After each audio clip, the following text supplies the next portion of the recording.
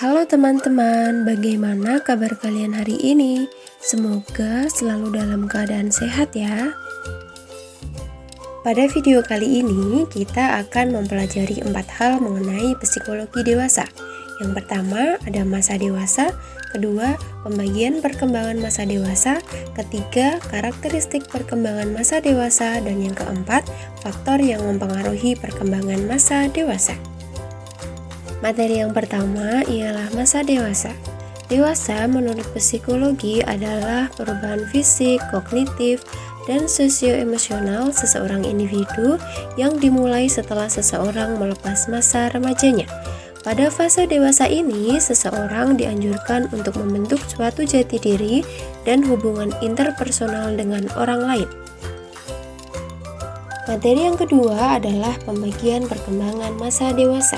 Perkembangan masa dewasa dibagi menjadi 3. Yang pertama, dewasa awal, yang kedua, dewasa madya, dan yang ketiga, dewasa akhir. Yang pertama, masa awal. Dewasa awal merupakan masa dewasa atau satu tahap yang dianggap kritikal selepas masa remaja yang berumur 20 tahun sampai 30 tahun. Pada masa ini, manusia dihadapkan dengan tahap awal pembentukan karir dan keluarga.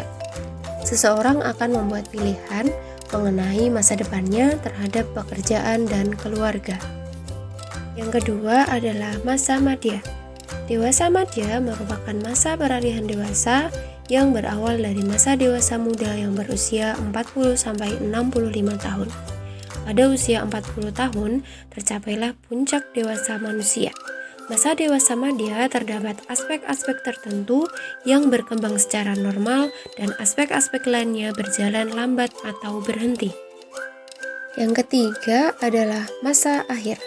Dewasa akhir atau lanjut usia merupakan masa lanjutan atau masa dewasa akhir, yaitu 60 tahun ke atas.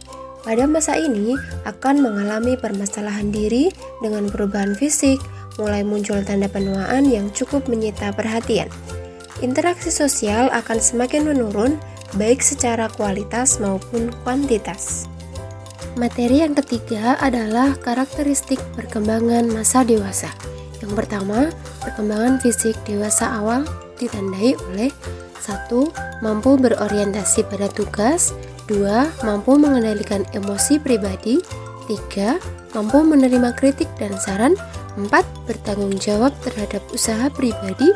Dan kelima, terjadi penyesuaian terhadap situasi baru. Perkembangan fisik dewasa madya ditandai dengan yang pertama, mulai munculnya uban. Kedua, kulit mulai keriput. Ketiga, sulit melihat objek secara dekat. Keempat, penurunan massa sensitivitas pendengaran. Dan yang kelima, penurunan kebugaran fisik. Yang terakhir, perkembangan fisik dewasa akhir ditandai dengan yang pertama, otak dan sistem syaraf kehilangan sejumlah neuron. Yang kedua, penurunan sensori fisik. Ketiga, penurunan sistem peredaran darah. Keempat, penurunan sistem pernapasan. Dan yang kelima, penurunan dalam hal seksualitas manusia. Materi yang keempat adalah faktor yang mempengaruhi perkembangan orang dewasa. Pertama, kekuatan fisik. Kekuatan fisik yang prima dapat mengatasi atau memecahkan persoalan-persoalan yang timbul pada orang dewasa. Kekuatan fisik juga memungkinkan mereka dalam bekerja, berkeluarga, dan mengelola kehidupan keluarga. Yang kedua, kemampuan motorik. Kemampuan motorik mempunyai hubungan yang positif dengan kondisi fisik dan kesehatan yang baik. Seseorang yang mempunyai kemampuan motorik baik cenderung mampu menyelesaikan pekerjaan dengan baik. Yang terakhir adalah kemampuan mental. Kemampuan mental diperlukan untuk menyesuaikan diri pada situasi baru seperti penalaran analogis dan berpikir kritis.